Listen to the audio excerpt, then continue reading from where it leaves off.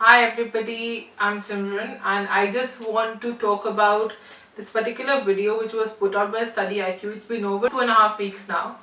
Now the issue with that video I have is that even though in their video format, their slides which they give, they show you, the information is very correct. However, the voiceover has some issues with it. There are some mistakes have been made. Those mistakes could be honest mistakes. They could be just mistakes out of confusion, but they do exist. Now, I just want to have a disclaimer here that the people at StudyIQ are very knowledgeable. It's a very good site if you want to go have an app, site, a YouTube channel, everything. If you want to prepare for any competitive exams in India. However, here they fumbled. So now, to correct their thing, their video was basically on nomenclatures of gender and sexuality. However, they made some mistakes. First of all, they confused sex, gender, and sexuality a lot. So, first of all, I like to make that classification here. There is sex, there is gender, and there is sexuality. What I mean by sex is the biological sex of a male or a female. But however, these are not the only two biological sex. There is a third one, which is called intersex, which also has some sub-classifications, but I will not get into that. Basically, you're male if you present primary male organs, female if you present primary female organs, intersex if you present both or neither organs actually. Now, example would be a lot of the members of the kinder community in India are born intersex, and example from popular culture frankly would be season 2 episode 13 Skin Deep of House. Go ahead, look at it, it's a good episode, has some problematic sentences in it, but that's okay. Now, in that particular episode, what happened was there was a female model, female as she identified as a woman, a model who was basically diagnosed with testicular cancer. How is this possible? This is possible only if she was born intersex, which they never really figured out. So basically, when she was born, a sexual identity, a sex identity, she was sexed. Children are sexed as male and female when they are born. So she was sexed as a female. And as she grew up, she had the gender identity of a woman. So now we talk about gender. What is gender? Gender is basically a social identity. In society, how you are seen as a woman or a man. These were used to be the two only identities. Now we have many. Now, basically, there are some manly traits, there are some female traits, etc. etc. However, now we don't see it that way. Now we see gender as a spectrum. Here being the male, here being the female. Everything in between can be a gender identity, frankly. Now, in this particular spectrum, there are people who are trans. What does trans mean? Trans means when you are born as a male, sexually, biologically male, but you identify as a female. Or you're born as a female and you identify as a male. Either which way, that makes you a trans person. However, now this particular thing about trans is, I'm talking about identity only, not about sex change operations.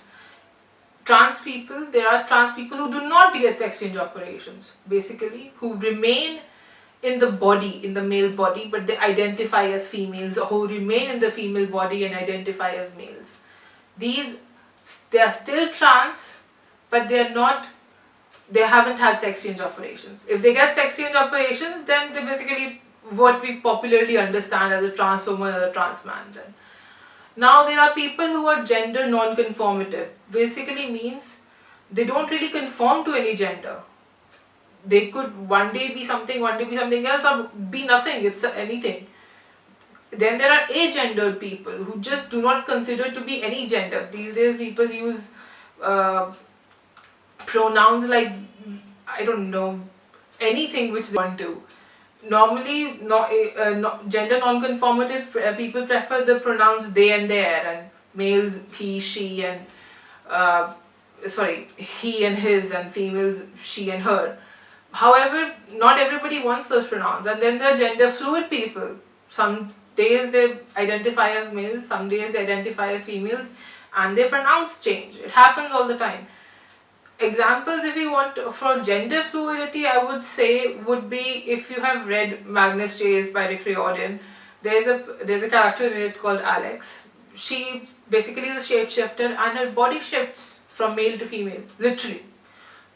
Mythological, magical, whatever. So, but that is an example. Real life example, he does identify as transgender now, or she. Depends. I'll tell you why the confusion. Normally, I would just say they, but Eddie Izzard prefers to be addressed as he when he is in his boy mode, and she when she's in his girl mode. So, I honestly don't know how to address that. Now, when we come to sexuality, gender and sexuality are two very different but very connected things. Basically, why? Ge- Understood, normal, traditional understanding is a woman would be attracted to a man, or a man would be attracted to a woman. This means being attracted to the opposite sex, which would be heterosexual. If you're attracted to a person of the same sex, that would be homosexual. Attracted to the person of both sexes, that would be bisexual. Attracted to neither of the sexes, meaning basically you don't want to have sex with anybody, that would be asexual. And you're attracted to a certain person or without any regard to their sex at all.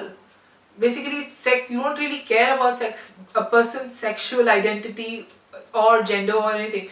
That would be considered pansexual. At least that's what I understand pansexual to be. I might be wrong. If I am, please do correct me.